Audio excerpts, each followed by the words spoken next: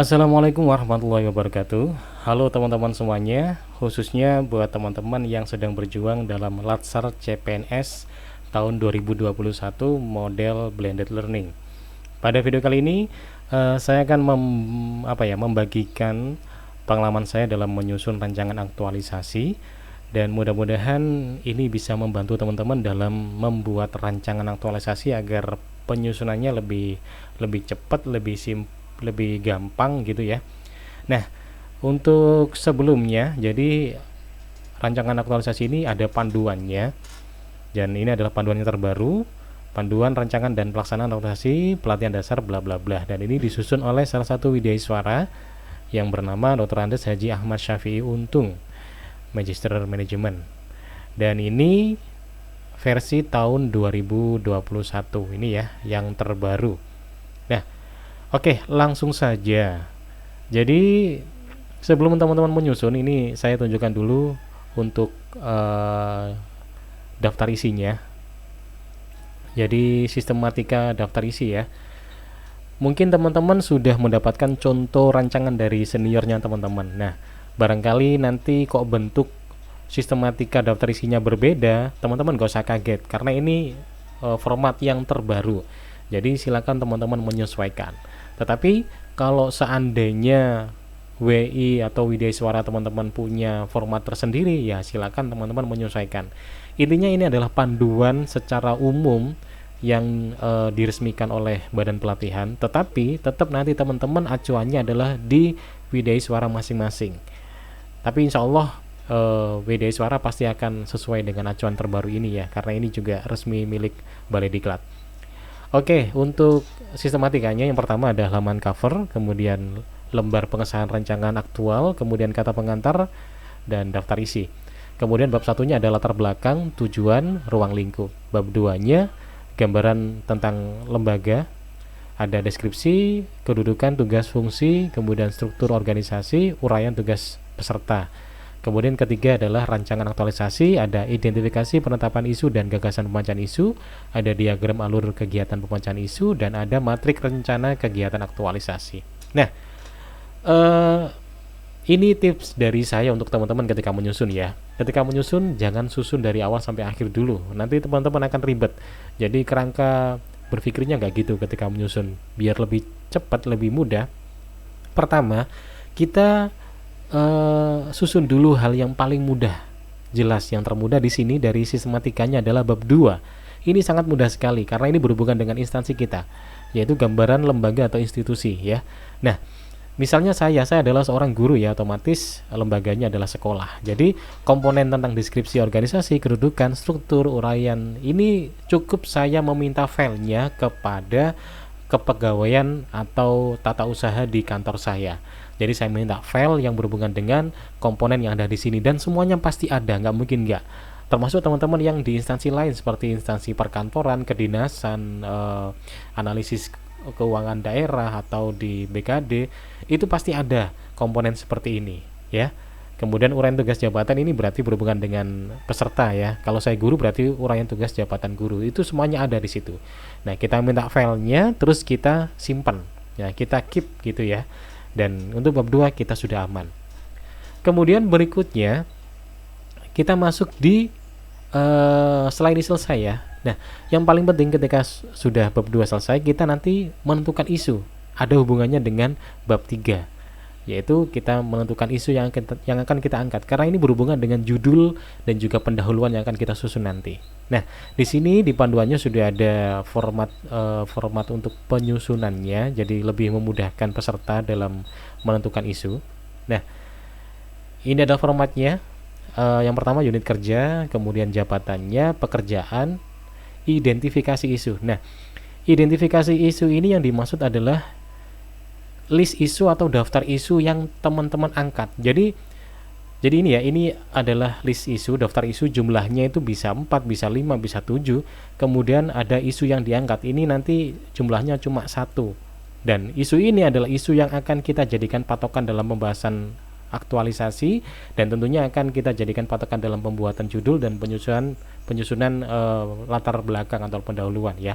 Tapi sebelum kita menentukan ini, kita harus mencari list isu dulu. Nah, jadi yang pertama yang teman-teman lakukan adalah silakan teman-teman berkoordinasi dengan seniornya masing-masing di instansi ya, atau bisa teman-teman langsung mengamati kira-kira di lingkungan kerja teman-teman permasalahan apa saja sih yang muncul. Misalnya kalau saya ini permasalahan saya di sini ada 5 yang saya angkat ya. Dan ini berdasarkan hasil pengamatan dan juga hasil saya diskusi dengan senior, rekan kerja, teman yang lain gitu. Saya mendapatkan 5 permasalahan.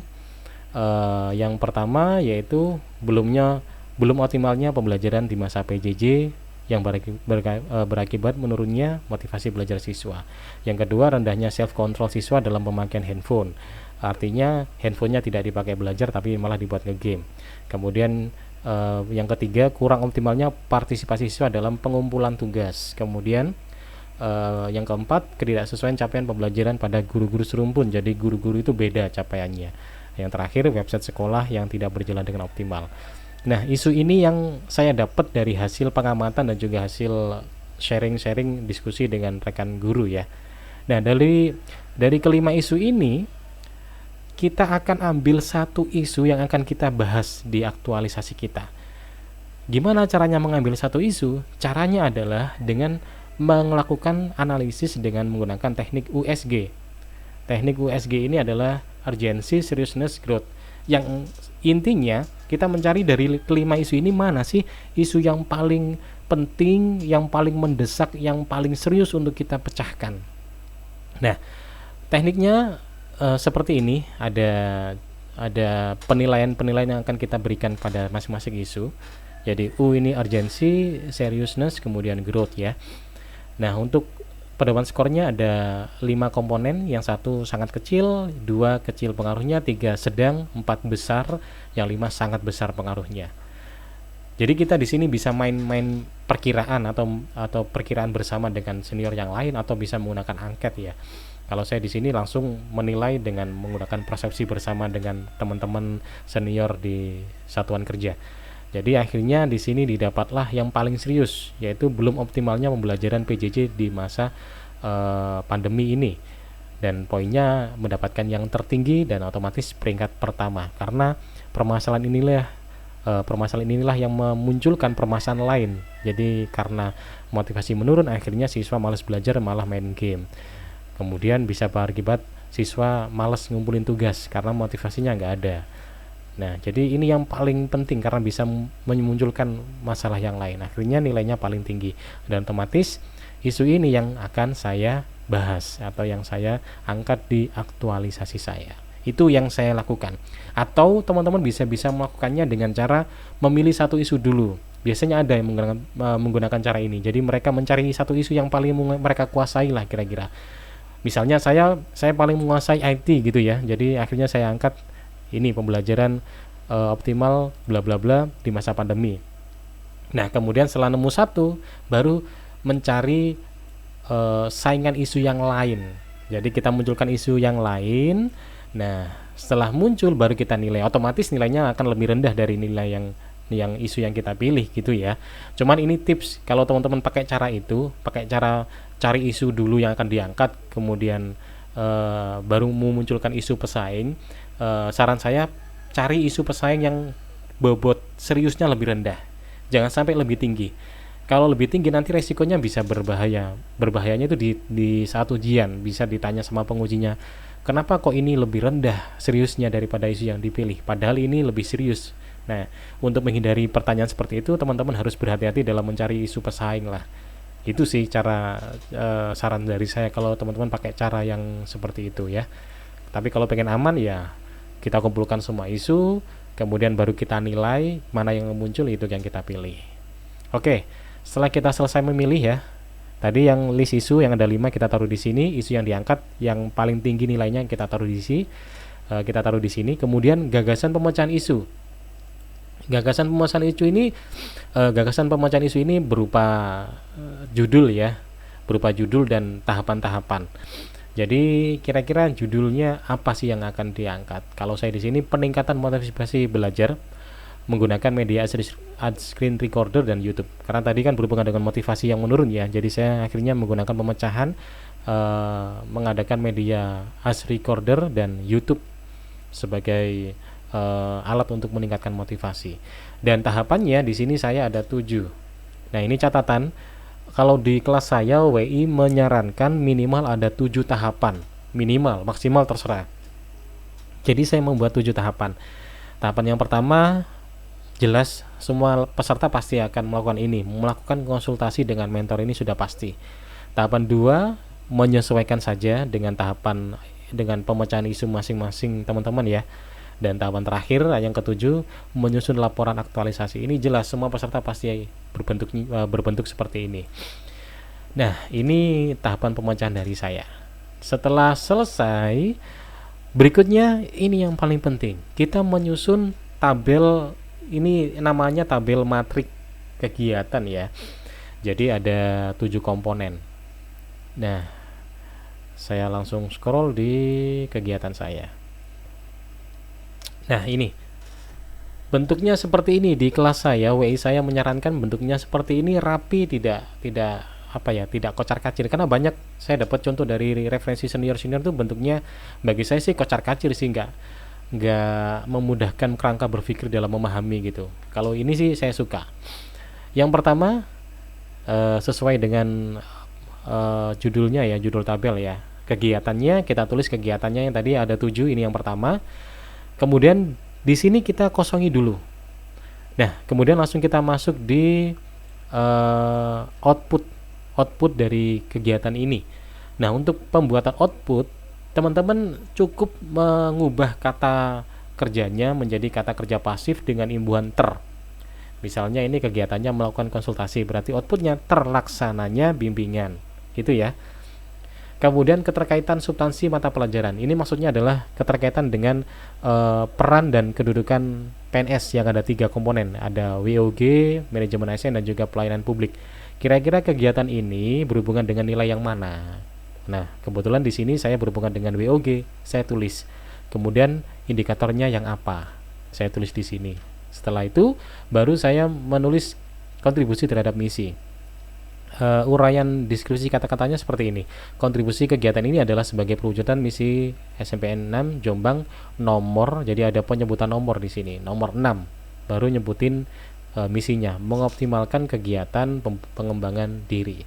Kemudian penguatan nilai organisasi. Uraiannya, dalam kegiatan ini memperkuat nilai organisasi berupa integritas, yakni keselarasan antara pikiran, perkataan, kemudian dan perbuatan.